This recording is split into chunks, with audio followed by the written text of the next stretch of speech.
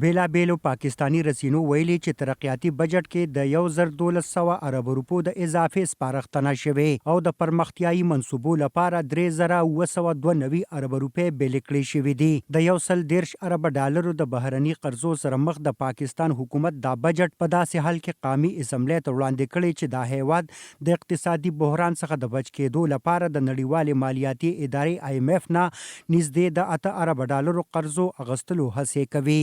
د اقتصادي چارو ماهرین د راتلونکي مالي کال دا بجټ د پاکستان د IMF پروګرام لپاره د اهمیت وړ بولي.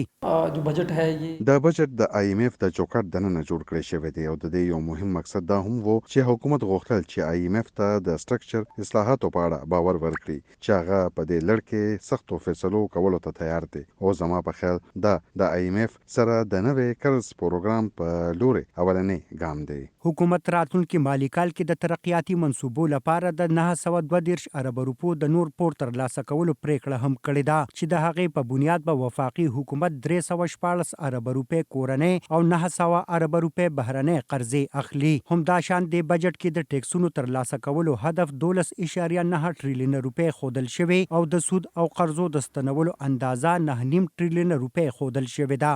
د بجټ دستاویزاتو مطابق د راتلونکي مالي کال په بجټ کې د دفاع لپاره 1202 ارب روپۍ ایښودلو وړاندیز شوی او هم دا ډول د تعلیم د وفاقي وزارت لپاره د 25 ارب 15 کروڑ روپو د ترقیاتي بجټ ځانګړي کولو تجویز ورکړی شوی دی. ناقدین په وفاقي بجټ کې ورکړی شوی شمیرې یوازې سیاسي نارې ګرځوي او وايي حکومت چې دا ځل د ترقیاتي منصوبو لپاره کم 3 ټریلیون روپۍ مختص کړي د هغې پیسې به له کمې خوا راوړي. دومره کپاسټي نشته چې تاسو دومره خرچ کړئ او مخکې نه چې کوم پروجیکټس پراته دي انکمپلیټ چې PSDP کې نو هغه تھرو فارورډ یعنی چې مخکې به څومره پیسې لګیو هغه 9 ټریلیون نه زیات نو تاسو په خپل اندازو کې چې دا اسې بیوقوفي دا اسې یو فراډ دی چې دا خلکو ته دا خبرې کوي چې موږ به 3 ټریلیون نورم لګو. خپل خبره دا ده چې پیسې به تاسو کم نه راوړي.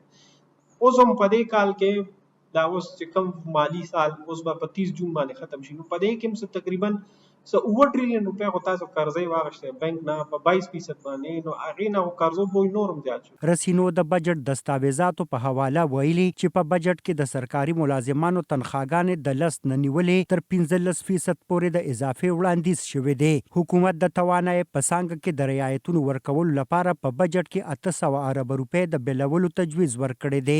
د بجټ دستاویزاتو تر مخه د پټرولیم لیوي په مد کې د 1050 ارب روپو نه د زیاتو پیسو ترلاسه کولو هدف ټاکل شوی دی. د راتلونکي مالي کال په بجټ کې د ملکی پیداوار د ترقۍ هدف 3.6% ټاکل شوی دی.